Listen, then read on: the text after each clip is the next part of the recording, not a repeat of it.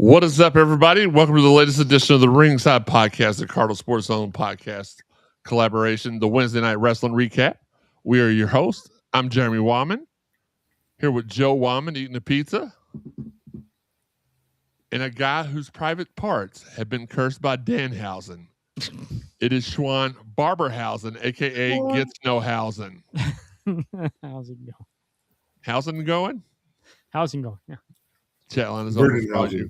It's nothing housing. Chat line's open for all your comments and questions. We will answer those in real time to get your interactions. Dry housing. Dry Forest Fire housing. Don't forget, if you're a member of the Ringside Podcast Twitter DM chain, you have the opportunity to call in as well. Just let us know in the group chat. Sean will be monitoring that as well. Guys, we are in here for a Wednesday night delight. We're going to change things up this week. Normally, we just go over everything y'all have already saw and discuss it. We thought we'd do things a little bit differently this week. We'll still start off with talking about Monday Night Raw. So this is how we're going to do it. We're going to let each person talk about a point that happened, and then we'll discuss it. Sean, I'll let you do the favors. What is the first thing that you want to discuss tonight on the Wednesday Night Wrestling Recap? I want to discuss this Randy Orton turn. Okay, Randy Orton. Yeah. That's on SmackDown, though. That's on SmackDown for Raw. We're just doing Raw. We're doing Raw first. Okay, we're doing Raw. So let's talk about this Brock and Oba. Wronghausen. You know what Raw is, buddy. You're Raw. Let's talk about Brock and Oba and what's going on there. Like, I don't have any clue who's going to win that match. Part of me thinks the way they're putting Oba over so strong that they're going to have Brock beat him and Oba come back maybe at SummerSlam and get his win back. But then again, I don't know. They just may have Oba destroy him in Mania and get him a title shot at SummerSlam. Yeah, it's very interesting to me too, and it kind of ties into one of my questions, and I'll ask it here in a second. But for all the people saying that Brock's not going to do the favors, it sure looks like he's doing the favors so far. I don't think Brock's ever had a problem with putting people. He put Seth over. He put Cody up. We saw him put Cody over at SummerSlam in person in a match that Cody should have had no shot to win. But he did, and we were there. Yeet. So yeah, that's a good thing to start. A good one to start us off with. I'm going to piggyback off that really quickly. Where do you put Brock versus Oba on this WrestleMania card? Where do you slot that? Here's why it's a question, because do you want to start out one of the nights with something very energetic to get the night going? Do you want to put it as the last? Eric Montgomery, no yeet. CM Punk said jizz on Monday night. Do you put it as the last? Do you let this match, or is it like the old WrestleManias where there are multiple main events on the card? Now, granted, that was a one-night WrestleMania, so they did bill a couple of matches as main events. You put it in the middle. I'm not going to ask you where to put it first, Sean. I'm going to ask Joey to chime in on this one first. Where do you slot this match? Night one, match one. Night one, match one. Brock Lesnar either goes on last or he goes on first. It's not going to be the main event of either night. So it's going to kick off WrestleMania with Brock versus Oba, because it's going to be, as JR would say, a slobber knocker. The crowd is 1,000% behind Oba Femi. You're going to get that crowd right off the jump. When the lights go out, the green turns on and his music hits, the crowd's going to go ape crap. And you're going to have the crowd energized and ready to go from the jump. Eric Montgomery says Eric Montgomery says I would put Brock versus Oba. I think he meant on. He says on night in middle of the card. I don't know which night. Put it in the middle of the card. I can see the benefit of that, Sean. I'm gonna let you go next, because what I'm gonna say is gonna blow your mind. I'd probably put it in the middle of the card on night two.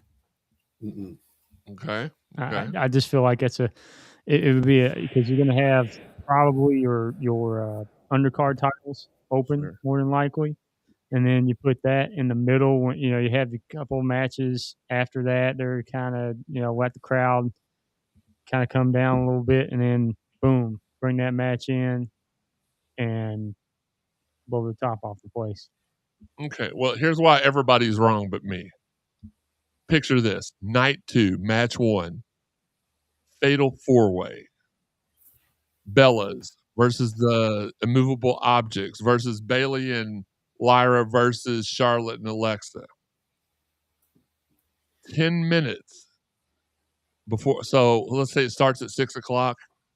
At 6:50, you put Oba and Brock. Now, ask me why I put you on at 6:50. Ask me, Sean.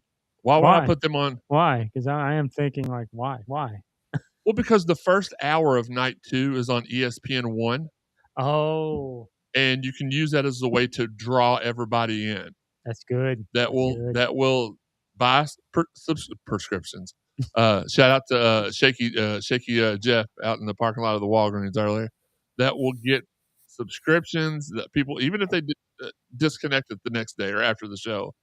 If you're thinking about it as far as ratings and stuff like that, I get it. I would absolutely. I don't disagree with what you said, Joey. I think that would be a great way. Night 1? What is it on ESPN2? Night 1 is Night it on 1 ESPN2? is on ESPN2. Yeah, and just the first hour, right? Yes. That's why I think it might. That's how you get people to tune in for the rest of it. Like similar logic, I think you put that match on for everybody to see. So, oh man, if the rest of it's going to be like this, yeah, but you're not. That's not going to be a 50-minute match, though. Huh? I said you could talk me into switching it tonight. I mean, I think it's something like ESPN. ESPN has like. Or put Dom and Finn and Penta on first, and similar logic, maybe put Dom, Penta, and Finn on first on Night 1, and then follow them right up with Oba and Brock. I could see that too. Yeah, I'll be. But do it on Night 1 so you can get people to subscribe for both. Try to keep it for both nights. With that, I get that. I was just thinking you get bigger ratings on Night 2 because it's in double the homes that ESPN2 is in, and we'll speak about double the homes later. That's an Easter egg, Sean. Easter week at that. All right, Joey, what about you? What's your first thing to talk about? What do you want to talk about? I want to talk about Jey Uso using Roman Reigns' government name and said, "Get him," calling the shots. Is Jey the new shot caller? Like it looks like it. Roman come out and say, "Y'all get out of the ring." Him to get out of his ring. Yeah, but then he told him what to do. He told Jimmy to tell Jey. Jey didn't even really follow. Like Jimmy tried to get him out of the ring. CM Punk said something else. Jey went after him. So I'm interested to see, that dynamic of it. But I liked the Yeet movement for quite a while. And then it burned out. It burned out. I like this Jey Uso. Everybody keeps saying that, babyface faction of the bloodline. I'm not sure that it's going to be. It might be a Stone Cold Steve Austin initial type, bloodline where it's supposed to be heel, but kind of blur the lines here and there. But Jimmy Uso is way better on the mic. Like he's great on the mic. Jey always looks constipated when he's talking. Yeah, always does it. But yeah, that's point one. I was, the first thing I obviously had was Obafemi, like Sean talked about. You all both had great point ones because they were both one of my points. Eric Montgomery says DirecTV has it. If you sign up with them, you get Hulu, ESPN Unlimited, and Disney Plus for free $99. Yeah, Daniel Spencer. That's what I just said. He called me by his government name. Yeah, which made it more, which added a little spice there. Our resident referee of the show. You can always count on him, even if he can't count. Here's what I want to add to that. I don't think we're going to see a face bloodline because here, if you've noticed, Sammy's been a heel on SmackDown. Solo has been aggravating the crap out of the MFTs. Those guys are clearly heels. Jay's been acting heelish.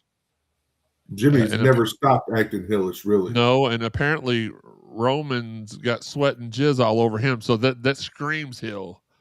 When he said when he came back, some things changed, but not him. Absolutely. Okay, my last point, the women's fatal four-way, pretty interested to see. I think we're all, maybe we're not all in agreement, but this just seems like I want to say it's a Bella's, but they signed a 2-year deal that started at the Royal Rumble this year.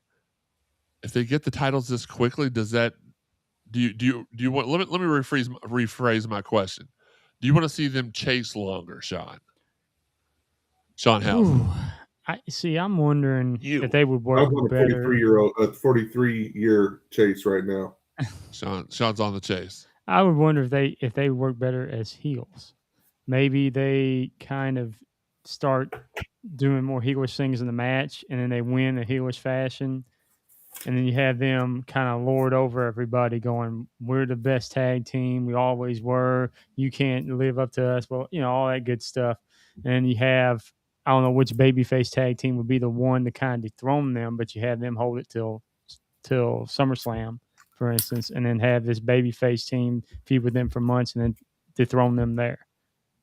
So my question was, do you want to see the Bellas chase the titles, or do you want to see them get it right away? I think right away, because I think they're going to turn heel. That's why. Joey? I don't see the titles changing. I don't see them putting them on the irresistible forces and taking them off that quickly. I think there's some meat on those bones, literally and figuratively, to keep the titles on them. But if the titles do come off of them, I would say the Bellas is probably the best tag team to put it on. And I think that you'll see a good feud between them and Alexa and Charlotte over the tag team titles, because I think the Kabuki Warriors are headed for a split. So that tag team is going to be out of the picture. And the ones that are in this fatal four-way are basically all of the women's tag teams that are besides the Kabuki Warriors that are wrestling right now. Obviously, Chelsea Green and Alba Fire are a tag team. Sometime Kiana James and Julia sometimes, but even with that, they look like there's trouble in that paradise. And so, yeah, I would leave the titles on Nia and Lash right now. Yeah, let them get a little bit of a run. Eric Montgomery says they should be heels and go back to doing the twin magic thing, like they did when they first debuted. And you can tell them apart now. So Robert Holt, do what? You can tell them apart now, though. Like when they first came in, you couldn't tell. Robert Holt says, "Good evening, fellas. What's up, good old RL? SmackDown. Let's venture over to SmackDown for a few minutes. Who is Randy talking to, Sean? That's the question. It feels like it could be either his father, because his father was always a bad guy, right? Okay, and makes sense. You get one to get. We're going to take turns. Get okay. So, I think it's the father. I think it's Bob. Joey, Randy Orton. You think Randy's talking to himself? I think Randy's it's Ted DiBiase Jr. I think. Well, did you see his lawyer's interview? Yeah. Did you see? Yep. Ted's on the back. He said the 19th. All right, book it. Now I think it's just now. It could still be something, right? It could still be something. No, I think Randy's talking to himself, like the voices. He's talking to himself. Interesting. It is. I like it. I mean, Road Dogg's gone, so like maybe I need to apply for SmackDown. I don't know. He was, yeah, maybe. Robert says the Bellas need practice. They're not title worthy. Huh? Brie Bella is amazing in the ring. Always has been. Brie is pretty good in the ring. It's another situation where one talks better, the other wrestles better. Tama Tonga, we talked about this earlier. Seems like he might be turning on Solo. Do we think the rest of the MFTs go with Tama to kind of set up a new bloodline versus old bloodline type deal, or do we think the MFT? Because I'll tell you this much: if Tama splits off and the rest of those guys join Solo with Roman in them, we could be in for a nasty time in the WWE. It could get ugly. 10-on-1 every week. And there's more of them Samoans hiding somewhere under a chair, a table, or something. It could be very, very interesting. Oh, Eric Montgomery says Randy was talking to Arn Anderson to get into Cody's head. That would be interesting. I don't know, Joey. I think Joey's is the most creative. I don't know who. Tell Mom that was a great idea. She told you. I'm just kidding. Arn's like, you didn't listen to me. I thought about that. Joey was talking to his voices in his head. Yeah. Okay. Well, greatness mimics greatness, so that's why. Well, thank you. No, I'm talking about Randy Orton, the greatest of all time. Thought you were talking about me. Do we see a Nick Aldis versus Drew McIntyre feud brewing? Are they going to try to find a way to put Aldis in between of Drew and Jacob, or are we just seeing Drew be a super heel and taking it to the authority, kind of like Stone Cold did with Vince? I think that it's going to be, it's mimicking Adam Pearce on Raw right now, where what he was doing with the Vision, especially with Braun Breaker in particular. It's very, very similar to that. So I don't think he's going to be in a match anytime soon. I think Drew and Jacob, it's going to be some kind of stipulation match. Got to be Hell in a Cell, right? Yeah, it's got to be that, or it's got to be Punjabi prison match, or it's got to be an Inferno match. Why not? We haven't had one of those in forever. The kennel match. The ambulance match. Oh, and yeah, that's a good one. I quit match. I can see that. Because what did they call the official match of Joey down in Dallas? The one where there was an ambulance there, but somebody got buried. Was it? No, there was two different matches. There was an ambulance match between Kane and Kane. Yeah, that's right. And then the buried alive was Vincent. Was it Vincent Taker? I can't remember. All I know is that was one of the most awesome matches I've ever seen in my entire life. But yeah, that's all. It's not. They're not going to have Nick Aldis, at least right now. I think wrestle. I think that the emphasis is just going to be on Drew and Jacob, and Nick is right now trying to be a general manager and keep them from killing each other before the match actually happens. Eric says, "How about a Thunderdome cage match?" Listen, all jokes aside, that triple cage match that they did in the movie and then brought it in for one WCW pay-per-view. I forgot what the actual name of it was. The cage from, was it Ready to Rumble? Was that the name of the movie? Yes, it was Ready to Rumble. Awesome. I don't know why we've not. It kind of mimicked the Tower of Doom match for the WCW days, only it was a little bit more non-bamboo-y. If you remember when they first brought that on TV, there was a sketch of the cage on bamboo. It didn't end up looking anything like that, but it was trying to tease the lore of the Tower of Doom match. So that was pretty cool. U.S. Open Title Challenge. Joey, is it time for this to end? Yes, it is. Well, it's time for it to end between Ilya and Carmelo.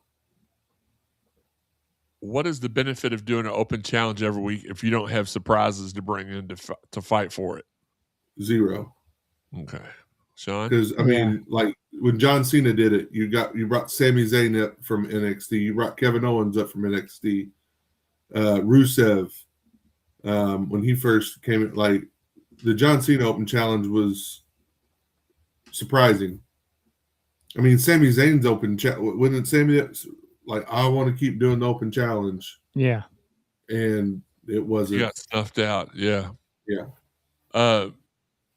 Did Cardona or Ziggler debut via Open Challenge? I can't remember. No, they were the John Cena okay. You're right. Tournament. All right. Last but not least for me, and I'm going to go to y'all for y'all's points here in a second. I just want to get mine out of the way real quick. my main takeaway from the show: Randy kills everyone and gets cheered after a RK low blow. Sean, you talked about this a little bit earlier before the show. It's backfiring on the WWE. They're trying to make Randy the killer, and he's being cheered and being told one more time. And this, I guess my point with this is going to be, I'm going to ask you, how does the WWE take advantage of what they wanted to happen not happening? How do you go to the flow? How do you make, when Cody's the hero, how do you make the hero get, because that's why it didn't work, because you got good guy versus good guy. So they don't, if Cody was doing the same thing to Randy, they'd have been cheering for one more Crossroads too. So how do you get out of this mess? Well, you either have Randy destroy somebody that's absolutely just beloved by the crowd. I mean, somebody right now that's beloved by the crowd, even if it's a Hall of Famer, maybe having punt kick Stephanie. Apparently, the crowd still loves Stephanie McMahon. Have her somehow involved. But to me, the other thing they could do is have Cody meet Randy where he's at. Right? Say, okay, you want to play this game? You want to do this? I can play this game too. I can be just, I'll kill you. You want to kill me? I'll kill you first. I kill you first. That's another possible way where they can get the people behind Cody maybe again. Otherwise, you just ride it out and then have Randy punt kick Cody off Mania, send him out for a while, and then have Randy just a reign of terror, just destroy people left and right. The only way you can fix this, in my opinion, is to turn Cody Hill. DJ Eric says Randy should punt kick Cody's wife.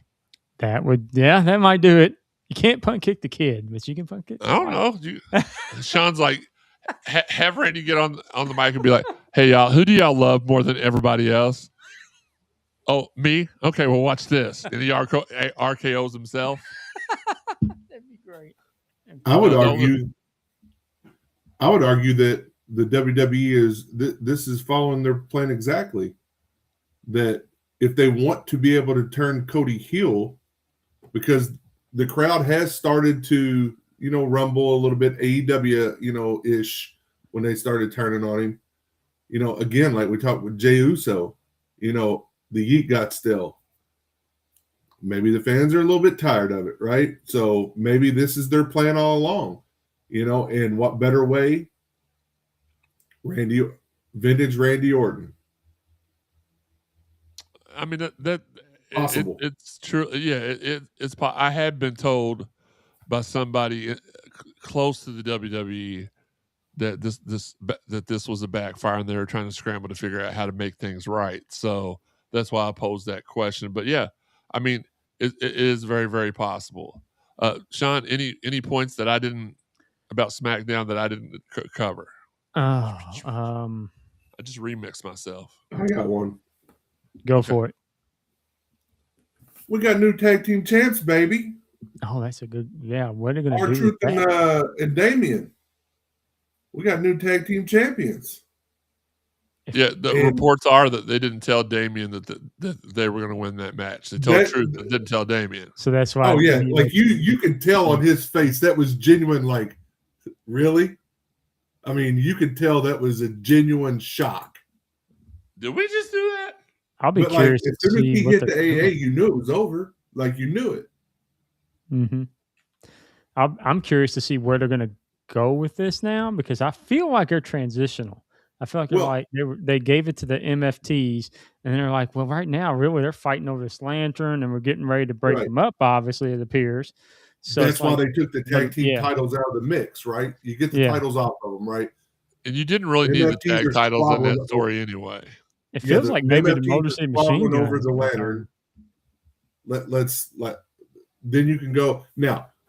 Who are they going to fight? Who are they going to defend them against? If it's not the MFTs, any combination. There's 47 tag teams, depending on who you tag in that group together.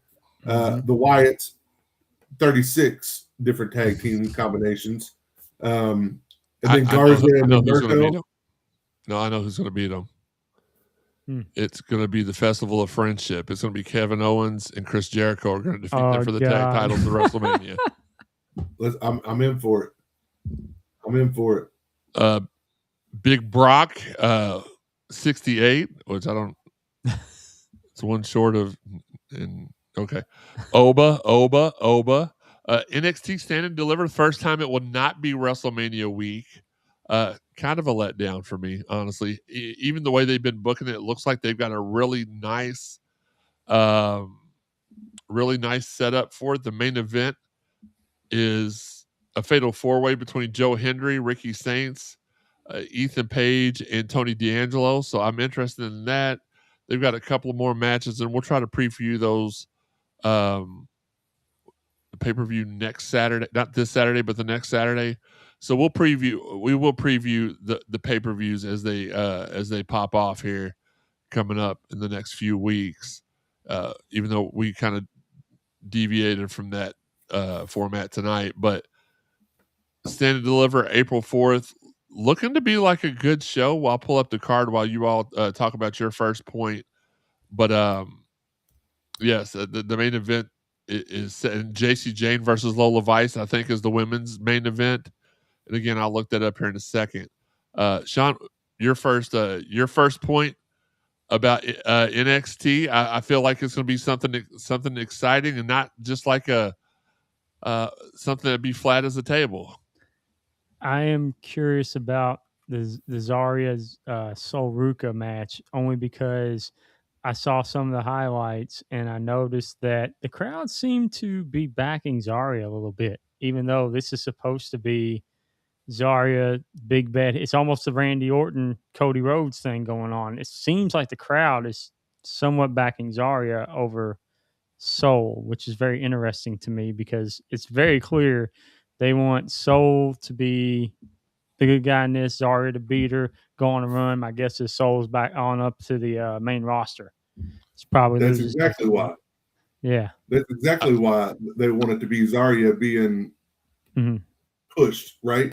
Because if Soul's not there, you want Zarya to have that momentum. It makes me wonder maybe that's what the crowd is, why they're backing Zarya, because they know Soul's about to. Yeah. Wes says, "Who's hotter right now, Ober or Trick?" We don't judge dudes, so we'll let you answer that one. I don't think you could accurately call that one. They're both outside of the ring. Trick inside of the ring. Oba. That's how I would define it. Here, really quickly before you all continue. Here's the card for Stand and Deliver. Tag team title match for the NXT titles: The Vanity Project versus Birthright, or Los Americanos. So apparently, I think Los Americanos and the Birthright have a match. Are they in Madison this Tuesday night? Yes. So that match will determine the Vanity. And I started off not liking the Vanity Project too much. They're growing on me a little bit. They're annoying as piss, but they're growing on me a little bit. Miles Bourne versus who I thought you were going to talk about. That's why I said flat as a board, because last night we saw the return of Johnny Wrestling at the Performance Center. That was my point. At the NXT, I think that was all three of our points. That's the first thing on my list. I was going to try to save it for y'all. I even set Sean up for it. I know. I think Zarya and Sol Ruka. Third match. So Miles Bourne defending against Johnny Gargano. Third match, JC Jane versus Kendall Gray or Lola Vice. So they fight for the right to fight her. Sol Ruka versus Zarya, and then the fatal four-way. Let's see. Is there anything else? No. Oh, because that's the final of the tag team championship #1 contenders tournament. It'll be the Birthright versus Los Americanos on March the 31st. Solid card. Yeah, having Johnny back is interesting to say the least. I don't think he's winning. No, but I love when they bring back the main roster people and let them have a run on TV for a little bit, because it does freshen up the product. I'm tired of seeing Sol Ruka and Zarya go after each other. They teased the breakup for 2 years and then finally did it, and it was a dud to me. So yeah, you bring in. They brought in Becky Lynch for a little bit. They brought in the New Day for a little bit. They brought in the War Raiders for a little bit. I think that freshens up the product, and I'm a big fan of that. John, you got anything else on NXT?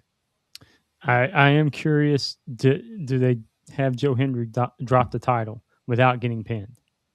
I feel like that's what that's setting up for, having a fatal 4-way. But the question is, who would they put the title on? They're going to give it to Ricky? They're going to give it to Ethan? Or Ethan 100%. If somebody wins the title, Ethan's winning that title.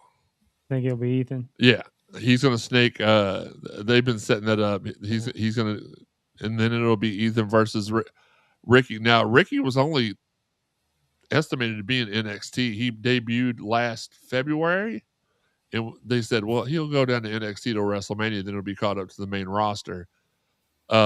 Not sure why he hadn't been called up yet. He's had a heck of a run at NXT. Ethan Page has had a heck of a run. You can bring those two guys up together. Maybe they've been waiting for the Cody heel turn. Maybe you could bring them up. Here's my thing: we've got two members of the division injured. Who better to come up and kind of take their lead? And you said something earlier, before I forget, about Seth being arrested. Mm-hmm. What was the point of it? I think the point of it is that he was arrested until we find out whether or not Braun Breaker is going to go for WrestleMania. If he is, they'll bring him back out. If he's not, then he'll stay arrested for a little bit. And maybe that's why he can't perform at WrestleMania. But Robert Holt says, what the heck is up with Gargano? I don't know. DJ Eric, do you think WWE will pull the plug and turn both of the guns heel, or just Alex Shelley, since Candice helped Motor City Machine Guns last week on SmackDown? I think they're going to do like a little a romance angle with Alex Shelley and Candice LeRae, which is going to be weird, with Johnny Gargano just laying there like a limp biscuit right in front of him the whole time. Not really sure.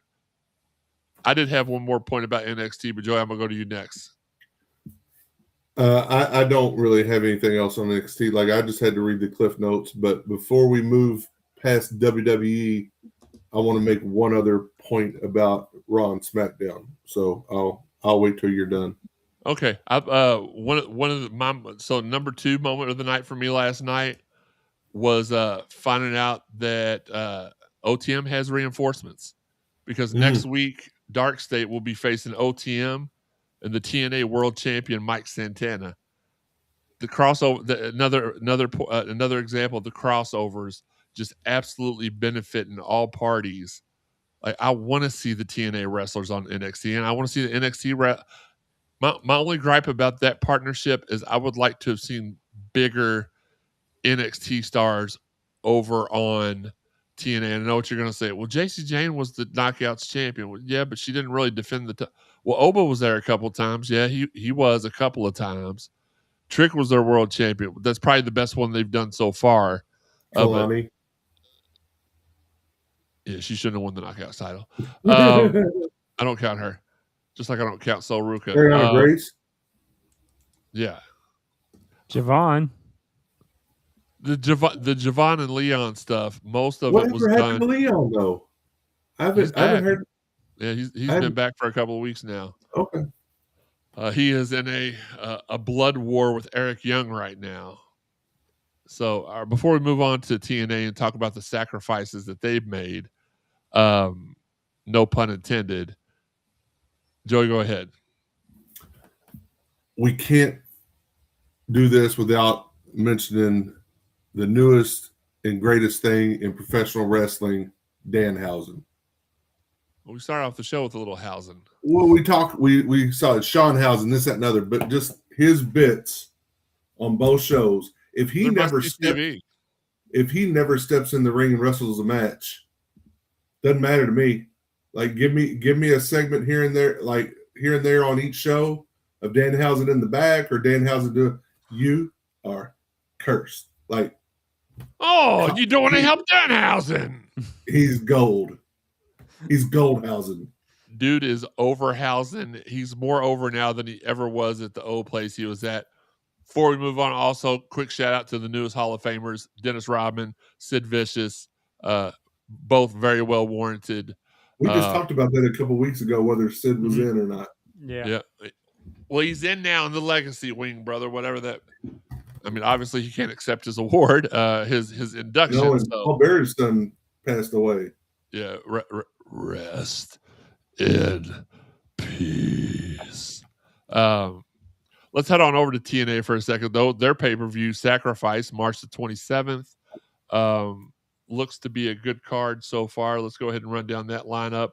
You got Mara Sade versus Elena Black in a no disqualification match. That's the former Cora Jade. Elijah in the hometown man, and we're going to talk about that doofus in a minute. Versus Frankie Kazarian and AJ Francis. Order 4 will fight intergender tag team match. I don't know who is it going to be. All 4 of them?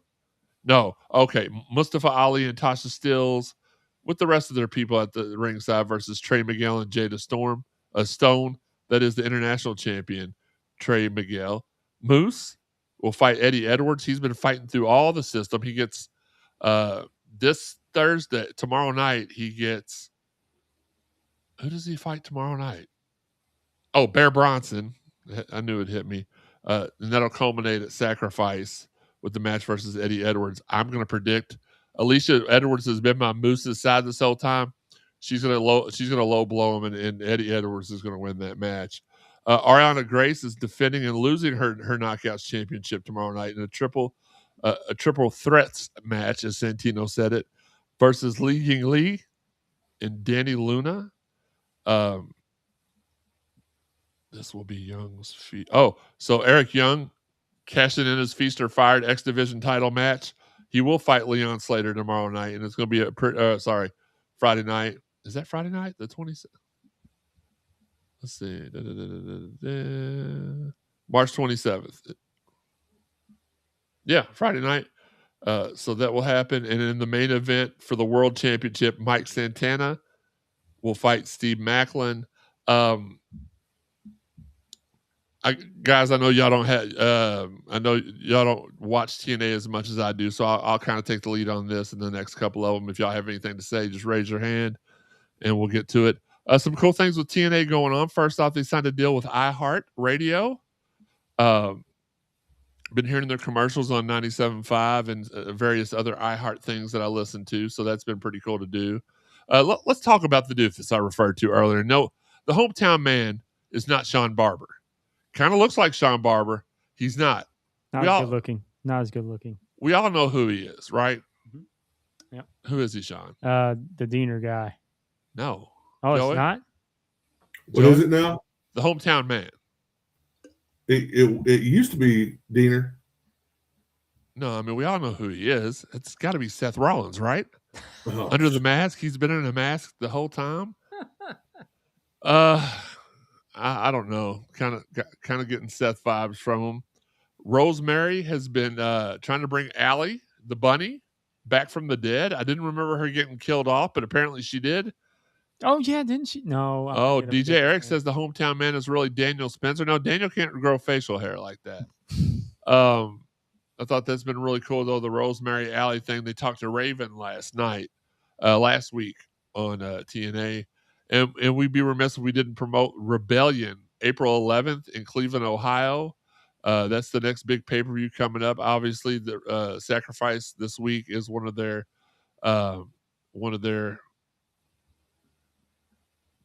premium live events, but it's one of the like weekly specials, like when NXT does them, all leading up to Rebellion in Cleveland. Alsland is a much better referee than that guy named Daniel Spencer. Ha ha, JK. Well, that's rude, DJ Eric. Let's talk about a little bit of local news, because OVW has been in the news the last couple of weeks, so we've not got to speak on that yet. And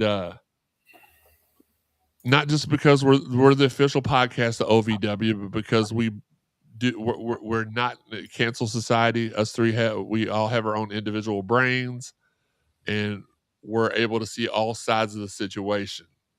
But the mayor was interviewed here recently. They asked him about OVW and the scandal going on, and the mayor said he didn't have anything to do with OVW anymore. Didn't. I'm trying to think of the actual wording. Let me look in my my notes. Said no affiliation. Mm-hmm. They have no affiliation anymore. Buddy, you own 49% of OVW. He has no affiliation with the Accurate Truth then. Well, he's the politician, so most of those don't have a grip on reality or the truth. This dude's really bothered me since he's gotten to office. He looks like he's tweaking at all times. Now, I'm not saying allegedly. I'm not allegedly saying he does any extracurricular stuff, but this dude was so bad that somebody shot at him. Now, I'm not saying he deserved it or anything, but the fact that you try to throw OVW under the bus. Oh, I don't know them. I don't know them. That's like getting into a fight with your homies, and then when you get in trouble, the principal's like, who threw the first punch? And then me and Joey point at Sean, and be like, we saw him throw the first punch. Like, what a, yeah, we're pointing, straight pointing. So I ain't pointing no elbows, but you own 49% of it. Get out of here. Other than that, OVW has been on a tear. The program is heating up. Hope to be hearing some good news about them in the future. But as far as my official stance on Refgate, as they're calling it, I'm going to be very, very simple. None of those people in that ring were trying to hurt their friend. The referee is the one that when somebody else gets hurt in the ring, they're the main communicator. They've got the radio. They're the one that calls to the back, hey, we need help. And unfortunately, he was the one that was out. The other referees that were ringside had already been knocked down to the ground in a work. They weren't able to see inside the ring, and the wrestlers are so focused on not messing up the match that they didn't notice. But here's the good thing. OVW has, and I'm going to go ahead and read a couple of things from I guess I should have pulled that tweet up before I said it, but they're putting some new standards and practices into order that I would like to tell everybody about. Mick Foley going to be at OVW tomorrow night, by the way, so hop in for that. Their statement was this: for our talent, crew, and fans, talent and event safety is an ongoing commitment. These updated protocols are the latest now being deployed across OVW. Thank you for your continued support. Safety protocol updates. First off, detecting early signs of seizure training. In partnership with the Epilepsy Foundation of Kentuckiana, OVW will host the April Seizure First Aid Certification Program for talent and staff. This training covers how to recognize different types of seizures, understand their impact, and respond with safe, appropriate first aid. Participants will receive a 2-year certification, so it'll kind of be like nurses have to go through. Concussion safety and CTE prevention. In partnership with Chris Nowinski, PhD and co-founder and CEO of the Concussion and CTE Foundation, OVW will also host the April Concussion Safety and CTE Prevention Training for talent and staff. The training will be added to the OVW Academy curricular and beginning syllabus moving forward. Additional medical staff at ringside. Through our partnership with Norton Healthcare, OVW will employ additional trained medical staff at larger events on a case-by-case basis. They will also provide CPR training for talent staff and contractors. And last but not least, in-ring and back office communications. In addition to referees and ring announcers being equipped with IFB, which is the in-ear monitoring devices, and the ringside camera crew having production headsets for faster communication with the backstage team. Our ringside timekeeper will now have a headset for fast, direct communication with the director. This will allow for an immediate decision to stop a match and check on the talent. At the end of the day, cancel culture would have you believe that these guys meant to hurt this kid. Dallas is one of the most beloved members of the OVW roster. Eric points out, I agree with referee Dallas. It was an accident. He holds no one at fault. I saw many friendships end because of what happened. I'm glad Dallas is doing much better. I don't know what that's about. I don't know of any friendships ending, nor is that any of my concern. But the point being, this was not anything that was done on purpose. Had there been, if it's the fault of anybody, there was a medical person that was upright and standing at ringside that probably should have done more. But I don't believe that they were an employee of OVW. So we'll leave that at that, though. But we do stand behind OVW and, appreciate what they do for the business. AEW report. Ronda Rousey in, Tony Storm out, Ricochet in heat. That's all I have wrote down for them. In heat? Yeah. In heat. He is in heat. Not in heat. He is in heat. gosh, man, I hate that because he's the representative of our state, of our fan base, our college fan base. And he had to know when you say now here's where it gets a little tricky. How do you not fire him, but you fired Trey Miguel for something he said a long time ago that he apologized for? You've got other characters in that promotion that have made mistakes in the past that you have kept in, but you boot Trey Miguel for something he said when he was pretty much a kid and that he had apologized for. I'm not by no means saying that Ricochet deserves to be fired. I think when you're playing the hill, it's easy to get into that mind frame and go a little too far.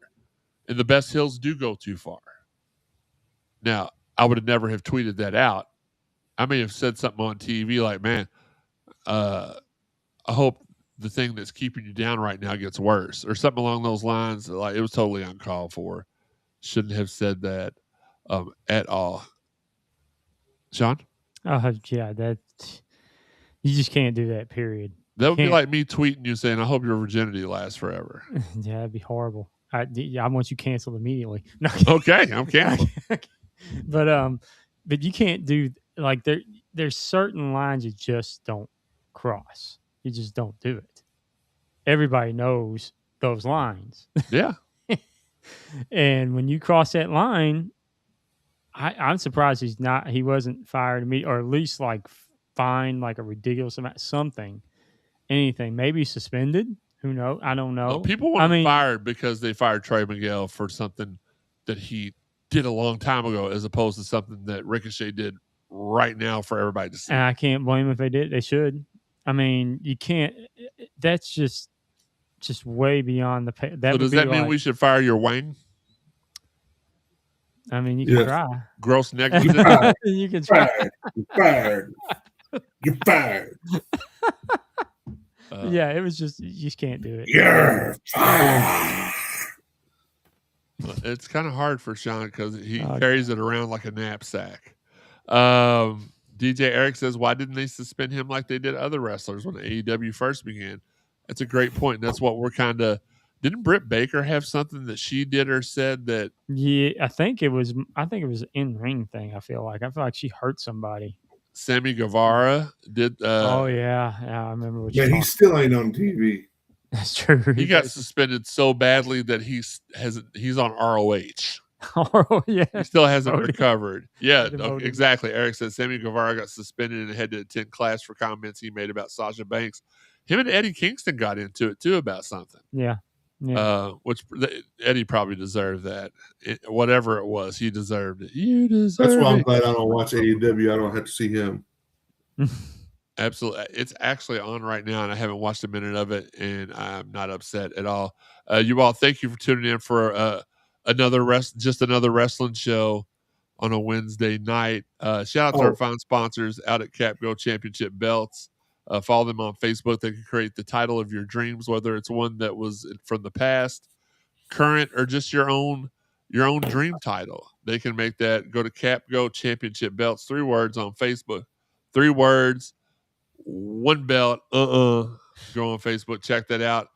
Final bell, closing thoughts. Joey, you seem like you had something that hit you. Yeah, Darby Allin's going to die in the ring or like end up in a wheelchair. All the stupid stuff that he does. Did you hear me? Yeah. Okay. I heard. I'm actually trying to nonchalantly turn it on while we're no, I'm talking about his like just matches period. Like, but I know last week, just like from reading some stuff, like he gets thrown on the corner of the steps all the time. Coffin drops onto like objects that he shouldn't do that move. Like, I don't know what the kid is trying to prove. I really don't. Holy cow, we were down 2 in the softball game in the last inning and came back and won. Okay.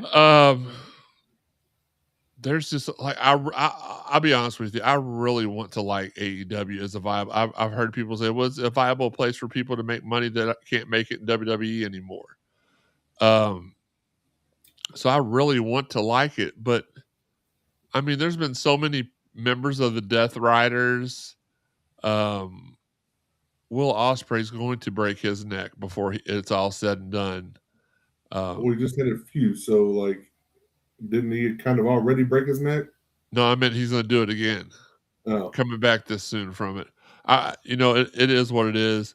DJ Eric says, Jeremy, you're not missing much. I'm watching your all's show more than I watch AE Yawns. Okay.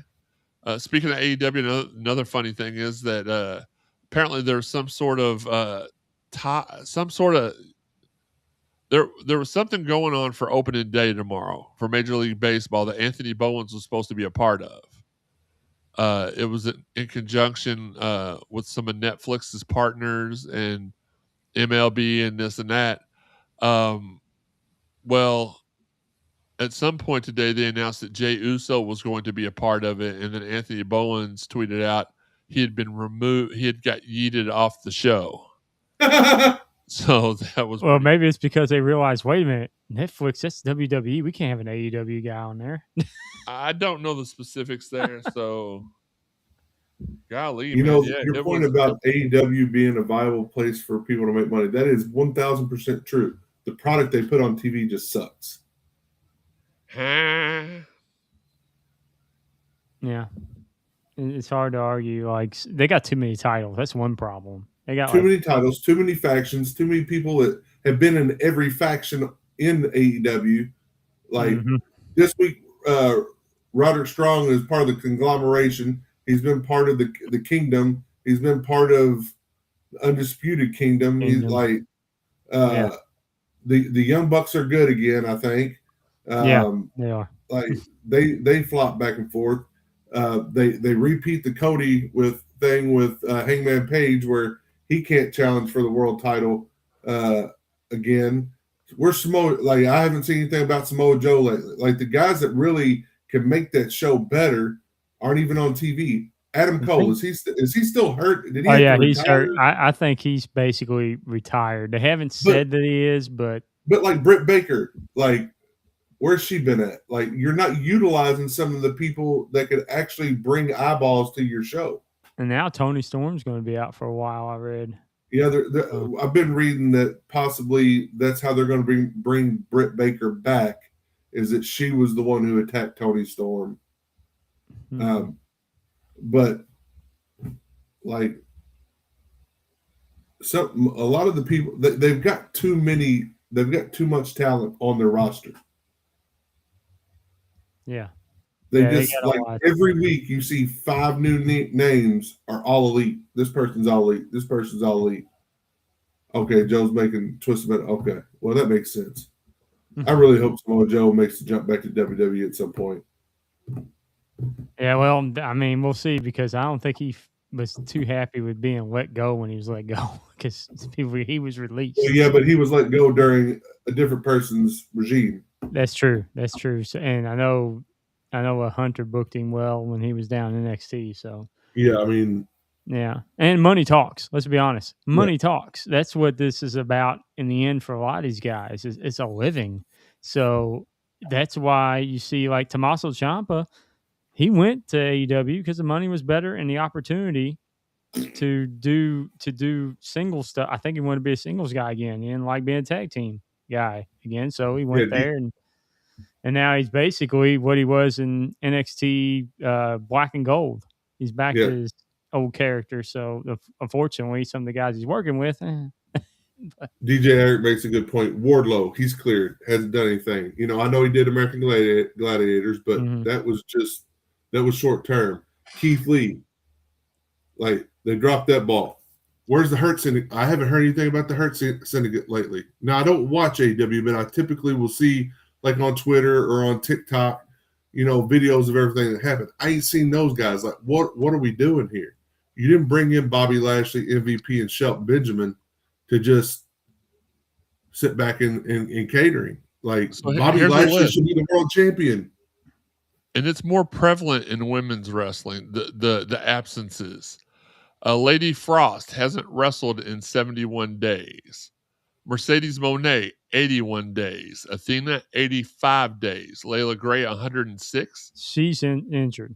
Tay Mello, 116 days. Anna Jay, 123 days. Red Velvet, 123 days. Riho, 123 days. Taya Valkyrie, 127 days. Queen Emanata, 144 days. Lacey Lane, which was the former Caden Clark, I think was her name in NXT, 166 days. Probably That's since, like what, twice? probably since you got hot. Rachel Ellering, 176 days since she's appeared. Robin Renegade, 186 days. Emi Sakura, 193 days. Billy Starks, 204 days. Serena Deeb, 382 days. Deanna Perrazzo, 389 days. Yuka Sakasaki, 417 days. Hikaru Shida, 487 days. Nyla Rose, 487 days. Britt Baker, 494 days. Camille, 508 days. I forgot she's there. Ruby Soho, 774 days. Diamante, 827 days. Diamante's still there? Charlotte Renegade, 1,143 days. Those are just the women that have been out. You know why? They only have, what, 1 to 2 women's matches on Dynamite every week? Sometimes. Sometimes you get 2. Most times it's 1, and it's like a 5-minute match. And you only have hardly any segments. You may have 1 backstage segment. Keith Lee and Wardlow make no sense for them not to at least be on Ring of Honor. They blew Wardlow's push. He was over, and they just didn't capitalize. Yeah, Eric says Billy and Deanna are feuding in the Ring of Honor, but we're talking about AEW, and they've not been on AEW television. Yeah, ROH don't count. Nobody watches it. Nobody watches. I don't know where to watch it at. A paywall. There's a paywall. Oh, that's why I don't watch it. It's behind a paywall. Paywall, yeah. You all, we're going to let you go. It is a Wednesday night, which means we're halfway through the week. We've got some good stuff going on. If you are a fan of just the wrestling podcast, we'll see you next week. If you're a fan of all things Cardinal Sports Zone, we may be having an impromptu podcast tomorrow night. Myself and a couple other people previewing Friday night's matchup. The Kings debut in Louisville on Friday night. We may be getting something together with some people up there and doing a little talk with them. It's not been finalized yet, but and then just joining us on Sunday for the Cardinal Sports Zone podcast as always. Shout out to everybody at Pro Wrestling Nation: Dave LaGreca, Bully Ray, Tommy Dreamer, Nick Nemeth, Mark Henry, and Natalia Neidhart, and Tom Peastock, and everybody else that I didn't mention. Sean, you got a shout out? I just want to shout out the creative direction WWE. I don't know who's over it right now. I know they got, I know Triple H is, but you got your head writers. Whoever's doing that right now, it's so, like, especially SmackDown, night and day recently. It has been so much better and so much fun to watch lately. And I hate that because I love Road Dogg. My shout out is going to be for the CLB. Our guy, the CLB, he's downstairs right now chilling. Wish he'd come up here and do the wrestling podcast with us, but he's resting in pieces downstairs after a tough workout. Joey, any shout outs for you? Hopefully putting these projects at work to bed this weekend. Well, so I can get back to what? Did you hear what I said? Yeah, you projects at work this weekend. Oh yeah. Hopefully, I'm putting those. We can rest in peace those because I'm whooped from it. I got like 3 or 4 projects that's been going on. One huge major project, and I got to go there this Saturday to do the meat and potatoes of it, like planning, dropping electric lines, dropping data lines, ordering furniture, things like that, tearing down shelves and racking and moving product and this, that, and other, and ready to get the stuff moved so things can get kind of normalish. Would it be fair to say that work is whooping that trick right now? Well, no, I'm whooping that trick. Okay, fair enough. Sweet 16, NCAA starts tomorrow night. I know it has nothing to do with wrestling, but we got some good stuff going on this weekend in the city of Louisville.